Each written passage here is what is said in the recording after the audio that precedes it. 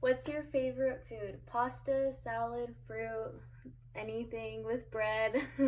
There's a quote I've always liked that says your body is a reflection of what you put inside of it. For me, food has always been a huge part of my life. I am Hispanic, and in the Latin community, food is a huge part of the culture and how we distinguish between countries. And every country even has its own main dish that it's known for. And so, food is a way that people show love when they prepare it for you. And so, I've just grown up with a love for food and have always learned about it from my family. And so, I've also come to learn a lot about how food is processed, how it's grown and harvested, and things like that. And so, when I started looking into how food was being processed here in the United States, I learned how different it is compared to other countries. And I've also learned how important it is to know what we're eating and what we're putting inside of our bodies. And it's now 2020, and I've learned that we have to face the fact that food is not processed the same way it was 15 or even 20 years ago.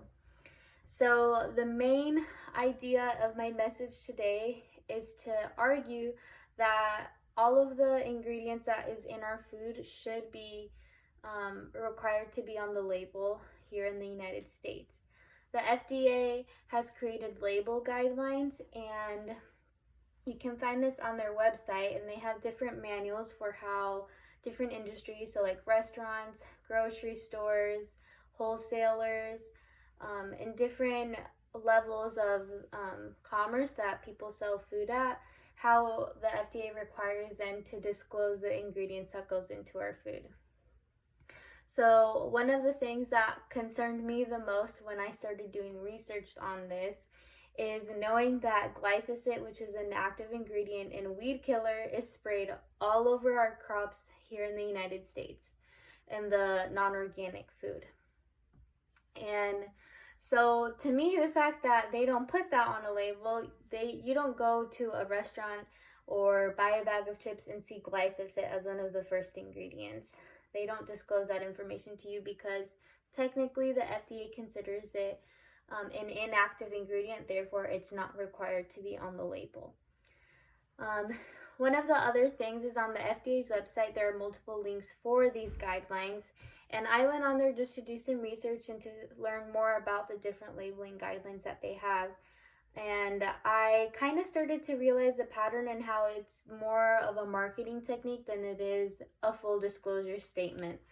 And so an example of this is that companies are allowed to label a product that is 5 calories or less as 0 calories, meaning that granola bar that you're buying that says 0 calories actually probably has either 5 or less calories. But the FDA has allowed this company, and any company really in the United States, to label their products that have 5 or less calories as 0 calories. Therefore, you as a consumer, you don't know that because on the label, you won't see that it can have more than 0 calories.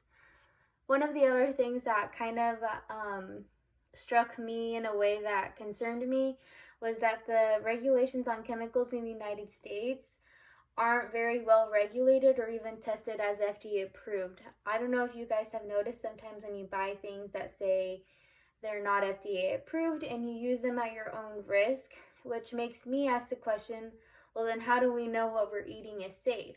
If we rely on our government leaders and organizations that are created by the government, such as the FDA or USDA, to know and test the ingredients that are being put into our food to be safe for us to consume, but then are also allowing companies to market and to sell food to us that hasn't been approved by them, then who really is looking out for the safety in the food that we're consuming?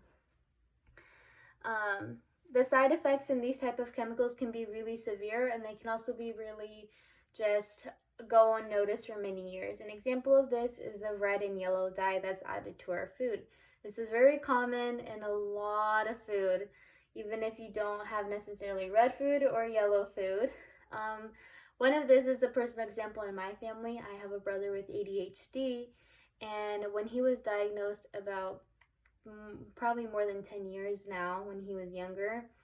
My parents asked the doctor, okay, well, what foods can we avoid? What are things that we can avoid, do, or change to improve his behavior? Because, of course, hyperactivity comes with it, and his focus, it's difficult for him.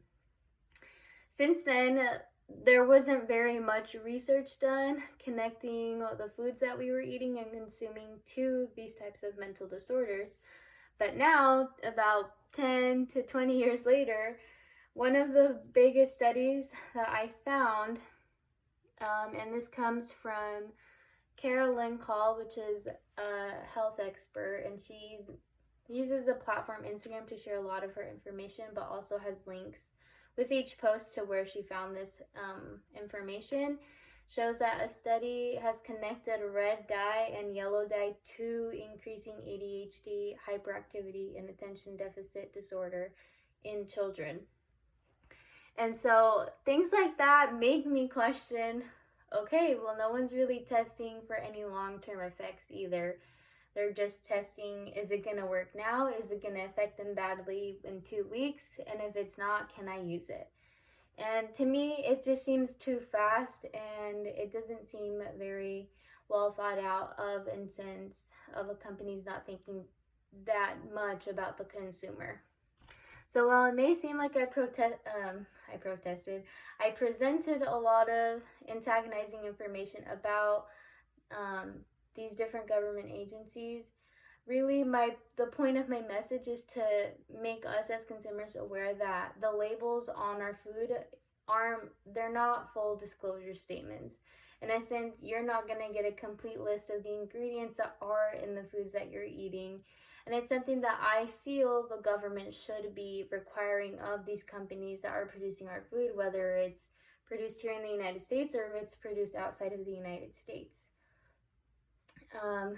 I believe that we have to call attention to the gravity of this situation and how increasingly the studies have shown that more people are showing that their diet is connecting to different effects that they have in their body, whether it be skin or mental or physical disorders, and that the United States should require more research and stricter guidelines for companies to add chemicals into our foods and be stricter on the label guidelines, and so that us as consumers can know exactly what we are consuming.